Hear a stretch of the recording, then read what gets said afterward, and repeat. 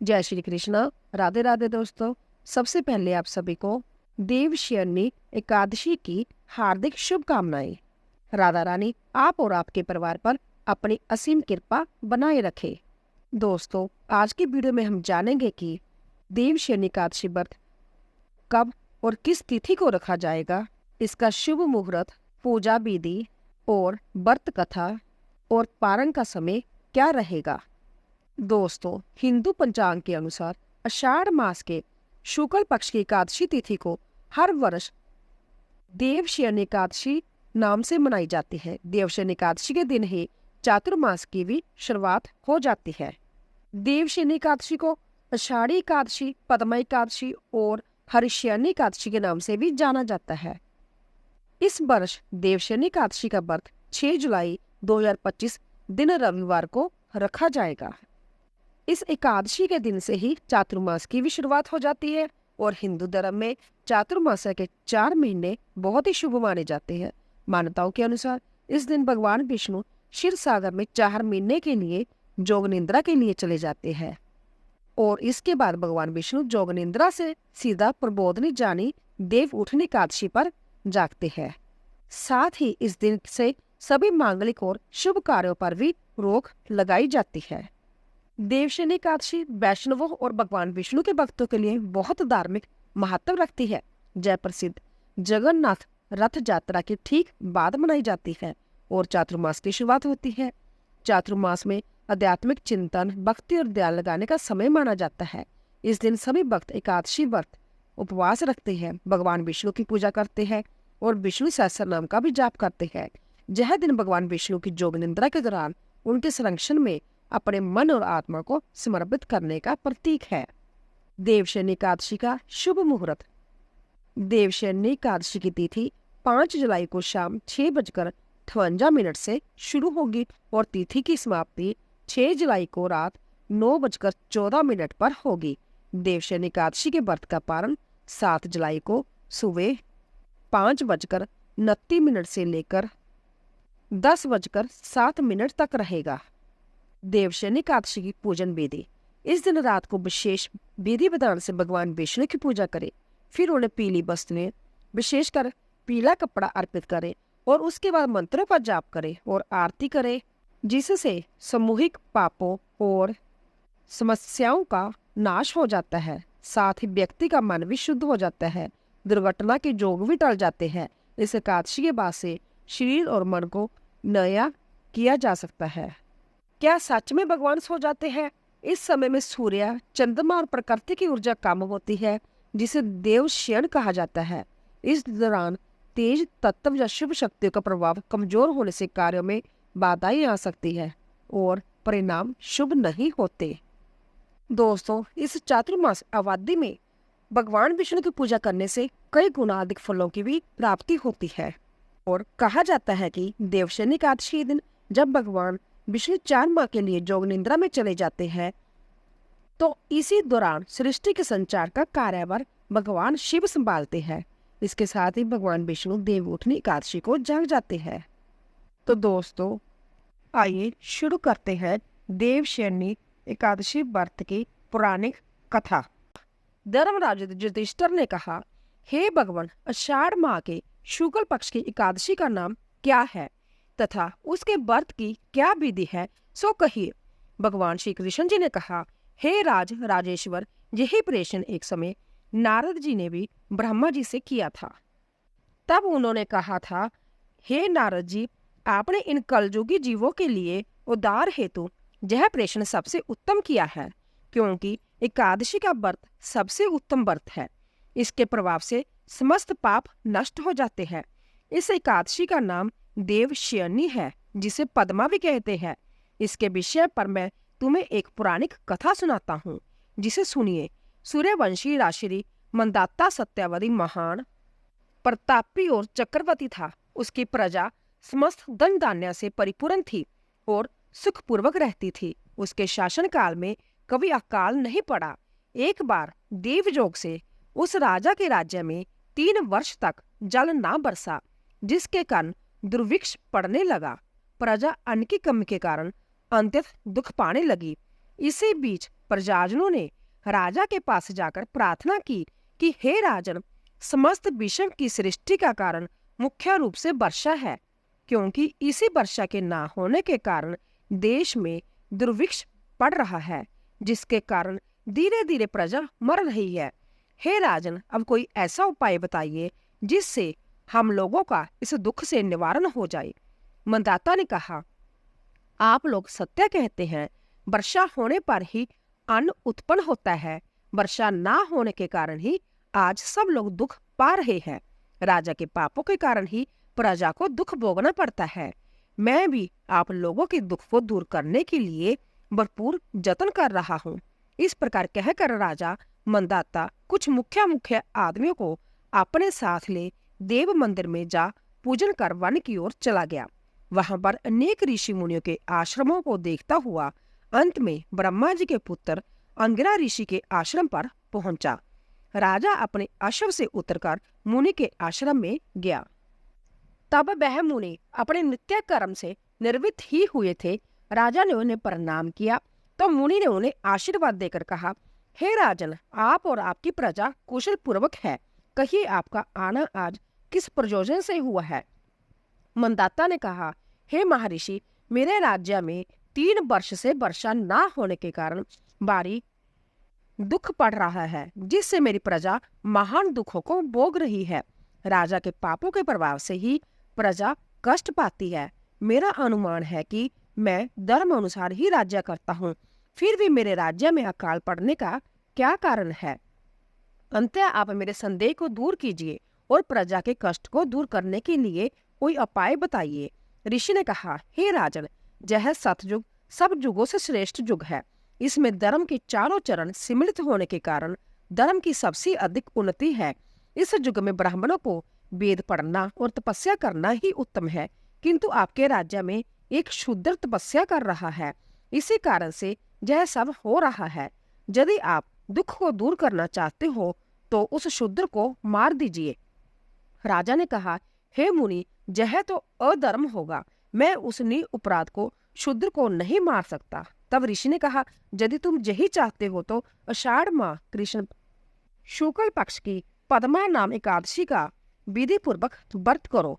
इसके व्रत के प्रभाव से तुम्हारे राज्य में वर्षा होगी, जिससे आपकी प्रजा को सुख प्राप्त होगा, क्योंकि यह एकादशी का व्रत सब सिद्धियों को देने वाला और उपद्रवों को शांत करने वाला है। तब मुनि के वचन मानकर राजा अपने नगर को लौट आया और जिस प्रकार कहा था उसी प्रकार प्रजा सहित पद्मा एकादशी का व्रत किया। उस व्रत के प्रभाव से राज्य में वर्षा हुई और प्रजा को सुख प्राप्त हुआ। यह व्रत सभी को करना चाहिए। इसके करने से इस लोक में भोग और उस लोक में मुक्ति मिलती है। इसकी कथा के कहने व सुनने तथा पढ़ने से मनुष्य के समस्त पाप क्षीण हो जाते हैं।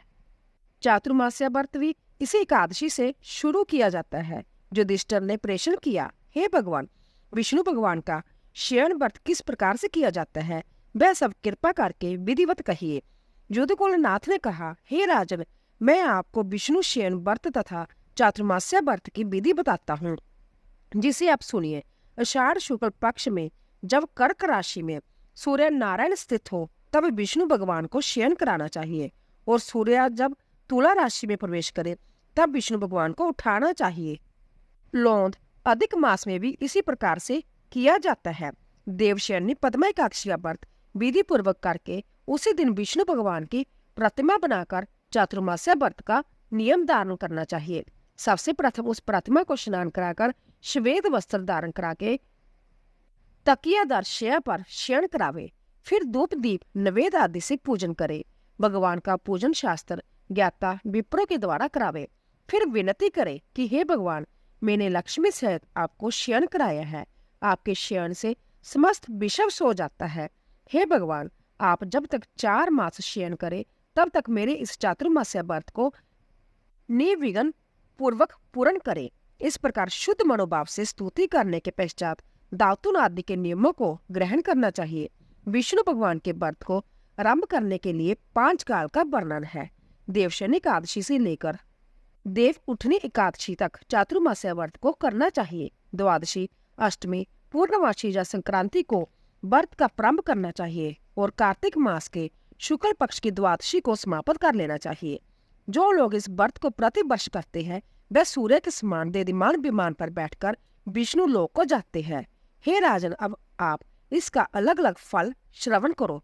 जो मनुष्य देवालय में रंगीन बेल बूटे अंकित करता है वह 7 जन्म तक ब्राह्मण की जोनी भोगता है, और जो चातुर्मास्या में विष्णु को दूध, दही, शहद, घी और मिश्री के द्वारा स्नान कराता है वह वैभव प्राप्त कर सुख भोगता है।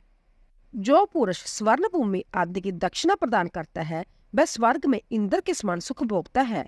जो विष्णु भगवान की स्वर्ण प्रतिमा बनाकर धूप दीप निवेद पुष्प आदि से पूजा करता है वह इंद्र लोक में अक्षय सुख भोगता है। जो लोग चातुर्मास्या के अंदर नित्य प्रति तुलसी दल भगवान को अर्पित करता है या स्वर्ण की तुलसी अर्पित करता है वह स्वर्ण के विमान पर सवार हो स्वर्ग गमन करता है। जो धूप दीप से विष्णु भगवान की पूजा करता है वह अनंत संपत्ति प्राप्त करता है। चातुर्मास्या की अवधि में नित्य प्रति अश्वत्थ वृक्ष तथा विष्णु की पूजा करता है तब विष्णु लोक को प्राप्त करता है। इस चातुर्मास्या व्रत में जो पुरुष संध्या के समय देवताओं तथा ब्राह्मण के घर में दीप दान करते हैं वह विष्णु लोक को जाते हैं। जो मनुष्य भगवान का चरणामृत भक्ति पूर्वक लेते हैं वह संसार के आवागमन रूपी चक्कर से छूट जाते हैं। जो देव स्थान पर गायत्री मंत्र का 108 बार नित्य त्रिकाल जप करते हैं वह किसी प्रकार के भी पाप में लिप्त नहीं होते हैं। जो मनुष्य चातुर्मास्या से तिलों से गायत्री मंत्र द्वारा होम करते हैं और समाप्ति पर तिलों का दान करते हैं उनके समस्त पाप नष्ट हो जाते हैं और उन्हें निरोग शरीर तथा सुपात्र संतान प्राप्त होती है। जो चातुर्मास्या अवधि में अन्न से होम करते हैं और समाप्ति पर घी, गड़ा और वस्त्रों का दान करते हैं वह ऐश्वर्यशाली होते हैं तथा वह ब्रह्मा के समान होते हैं। जो शिवजी जब विष्णु के देवालयों में गान करते हैं उन्हें रात्रि जागरण का फल मिलता है। चातुर्मास्या व्रत करने वाले मनुष्य को उत्तम ध्वनि करने वाला घंटा दान करना चाहिए। फिर भगवान की स्तुति करके कहे कि हे भगवान, हे जगतपति, हे विश्व पिता, पाप हंता, जो मेरे द्वारा योग्य अथवा अयोग्य कर्मों से पाप उत्पन्न हुए हैं उन सबको नष्ट कीजिए। इस व्रत में जो नित्य प्रति ब्राह्मणों का चरणामृत पान करते हैं उनके समस्त पाप और दुखों का अंत हो जाता है और वह आजुवान तथा लक्ष्मीवान होते हैं। चातुर्मास्या व्रत के समाप्त होने के पश्चात 2 या 1 गौओं का दान करना चाहिए। यदि गौ दान करने में असमर्थ हो तो वस्त्र दान अवश्य करे। जो ब्राह्मणों को नित्य प्रति नमस्कार करते हैं उनका जीवन सफल हो जाता है और समस्त पापों से छूट जाते हैं। जो मनुष्य चातुर्मास्या की समाप्ति पर ब्राह्मणों को भोजन कराता है उसे आजु तथा धन की प्राप्ति होती है। जो अलंकार दक्षिणा सहित बछड़े वाली कपिला गाय वेद ज्ञाता ब्राह्मण को दान करता है वह चक्रवर्ती आजुवान पुत्रवान राजा होता है और स्वर्ग में प्रलय के अंत तक इंद्र के समान राज्य करता है। जो मनुष्य सूर्य भगवान तथा गणेश जी को नित्य प्रति नमस्कार करता है उसकी आयु तथा लक्ष्मी में वृद्धि होती है। यदि गणेश जी प्रसन्न हो जाए तो वह मोरवांशी फल पाता है। गणेश और सूर्य के स्वर्ण प्रतिमा दान करने से सब काम की सिद्धि होती है। जो महादेव जी की प्रसन्नता के लिए दोनों ऋतु में चांदी का रूपा दान करते हैं या जो प्रतिदिन तिल और वस्त्रों के सहित ताम्र पत्थर पुण्य करते हैं उनके जहाँ स्वस्थ सुंदर शिव भक्त पुत्र रत्न उत्पन्न होता है। जो मनुष्य धूप तथा पुष्पों से ब्राह्मणों की पूजा करते हैं और अन्न वस्त्र दान करते हैं तथा व्रत के समाप्त होने पर शय्या दान करते हैं उन्हें अक्षय सुख मिलता है और कुबेर के समान धनवान होते हैं। वर्षा काल में जो गोपी चंदन देते हैं उस पर भगवान प्रसन्न होते हैं। इस लोक में भोग तथा परलोक में मुक्ति पाते हैं। व्रत के समाप्त होने पर निम्नलिखित तरीके में उद्यापन करना चाहिए। 4-4 या 8-8 फल वाले ताम्र पत्र बनवावे। श्रद्धा अनुसार प्रत्येक को शक्कर से भरकर वस्त्र, फल तथा दक्षिणा व अन्न सहित ब्राह्मण को देना चाहिए। इससे समस्त रोगों का नाश होता है। इस दान के प्रभाव से बलवान कीर्तिवान संतान उत्पन्न होती है और जय मनोवांछित फल देने वाली है। हे युधिष्ठिर, इस चातुर्मास्या व्रत को करने वाला मनुष्य गंधर्व विद्या में निपुण और स्त्रियों का प्रिय होता है। जो मनुष्य चातुर्मास्या व्रत में विप्रों को शाक फल आदि देते हैं तथा अंत में यथाशक्ति वस्त्र आदि दान दक्षिणा देते हैं वह सुखी राज जोगी बनते हैं। इस व्रत में जो मनुष्य लक्ष्मी या पार्वती जी की प्रसन्नता हेतु हल्दी का दान करते हैं और समाप्ति पर चांदी के पात्र में हल्दी रखकर दान करते हैं, वह पुरुष अपनी पत्नियों के साथ तथा स्त्रियां अपने पतियों के साथ सुख लाभ भोगते हैं, जिसके प्रभाव से उन्हें अक्षय धन, सौभाग्य तथा सुपात्र संतान मिलती है और उनकी देवलोक में पूजा होती है। इस व्रत में जो प्राणी शिव पार्वती को प्रसन्न करने हेतु ब्राह्मण स्त्री पुरुषों की पूजा करके दक्षिणा वस्त्र स्वर्ण आदि दान करते हैं तथा व्रत के आरंभ में स्वर्ण की शिव प्रतिमा दान करते हैं, जब गौ अथवा बैल दान करते हैं और विप्रों को मीठा भोजन कराते हैं, उन्हें संपत्ति और कीर्ति प्राप्त होती है और इस लोक में सुख भोग कर अंत में शिवलोक को जाते हैं। जो मनुष्य फल का दान करके अंत में स्वर्ण दान करते हैं, उनके समस्त मनोरथ सिद्ध हो जाते हैं तथा सुपात्र संतान होती है और उन्हें नंदन वन का सुख प्राप्त होता है। जो मनुष्य दान तथा आभूषण से युक्त बछड़ा सहित गौ का दान करते हैं, वह इस लोक में ज्ञानी होते हैं और किसी के सेवक नहीं बनते तथा अंत में ब्रह्मा लोक में जाकर पितरों के साथ अनंत सुख भोगते हैं। इस चातुर्मास्य व्रत में जो मनुष्य प्रजापत्य व्रत करते हैं और समाप्ति पर गौदान व विप्रों को भोजन कराते हैं, वह समस्त पापों से छूटकर ब्रह्मलोक में वास करते हैं। चातुर्मास्य व्रत के कारण से ब्राह्मण गाती, सुरापान करने वाला, बालकों को मारने वाला, असत्याभाषी, स्त्री को मारने वाला, किसी के व्रत को बिगाड़ने वाला तथा अगम्य गमन करने वाला, विधवा गमन करने वाला, ब्राह्मणी तथा चंडालनी से गमन करने वाला, इन सभी के पाप नष्ट हो जाते हैं और अंत में निर्वाण पद को प्राप्त होता है। चातुर्मास्य व्रत के पश्चात 64 पल का कांसे का पात्र तथा आभूषणों से युक्त बछड़ा सहित गौ का दान करना चाहिए।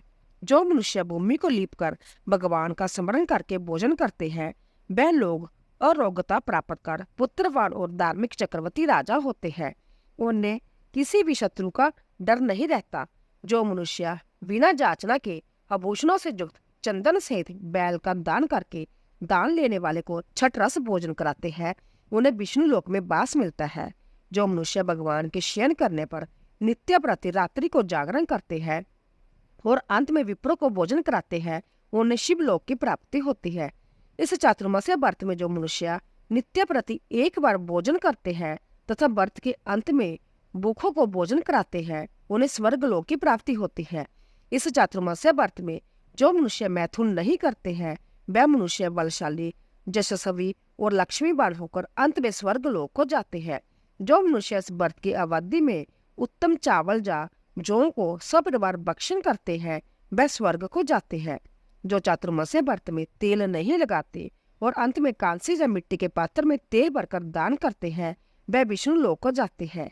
जो व्रत में शाक नहीं खाता और अंत में 10 प्रकार के शाक सहित चांदी के पात्र को बस्तर से लपेटकर वेद पाठी विप्र को दान करता है, वह शिवलोक में जाकर ख्याति प्राप्त करता है। जो मनुष्य इस व्रत में गेहूं को त्याग कर भोजन करे तथा स्वर्ण का गेहूं दान करे, उसे अश्वमेध यज्ञ के फल की प्राप्ति होती है। जो मनुष्य श्रावण माह में शाक, बादों में दही, कवार में दूध, कार्तिक में दाल को नहीं खाता है, वह निरोगी काया को प्राप्त करता है। जो स्नान करके भगवान की पूजा करते हैं, वह हरिलोक को जाते हैं। जो इस व्रत में मीठा, खट्टा, कड़वा पदार्थ को त्याग देता है, वह समस्त दुर्गुणों से छूटकर स्वर्ग को जाता है। जो कोई मनुष्य भगवान का स्मरण करता है, उसे स्वर्ग धाम में निवास मिलता है। जो मनुष्य इस व्रत काल में केवल दूध पर ही जीवन निर्वाह करते हैं, उनका वंश प्रलय के अंत तक चलता रहता है। जिस दिन भगवान शयन से उठते हैं, उस दिन विप्रों को वस्त्र दान और भोजन कराना चाहिए। यह समस्त दान किसी वेदपाठी ब्राह्मण को देना चाहिए। चोरी करने वाला, मदपान करने वाला, अगम्य गमन करता, अधर्मी और शास्त्रों का निरादर करने वाला, मिथ्या भाषण करने वाला तथा अन्य ताज्या न करने वाले ब्राह्मण को ऐसा दान नहीं देना चाहिए, क्योंकि ऐसे ब्राह्मण को दान देने वाला भी नरक को प्राप्त होता है। इसीलिए ऐसे ब्राह्मण को कदापि दान नहीं देना चाहिए। सदैव यह दान वेदपाठी ब्राह्मण को ही देना चाहिए। बोलिए विष्णु भगवान की जय। दोस्तों, एकादशी व्रत का पारण का समय रहेगा 7 जुलाई को, दिन सोमवार को सुबह 5:29 से लेकर 10:07 तक पारण का समय रहेगा। बोलिए कृष्ण भगवान की जय। तो दोस्तों, आशा करती हूँ कि आपको हमारी कथा अवश्य पसंद आई होगी। प्लीज़ जाने से पहले चैनल को सब्सक्राइब कीजिए, लाइक कीजिए और ज़्यादा से ज़्यादा शेयर कीजिए। और जाने से पहले कमेंट बॉक्स में जय श्री कृष्णा, राधे राधे अवश्य लिखें। आप सभी का धन्यवाद।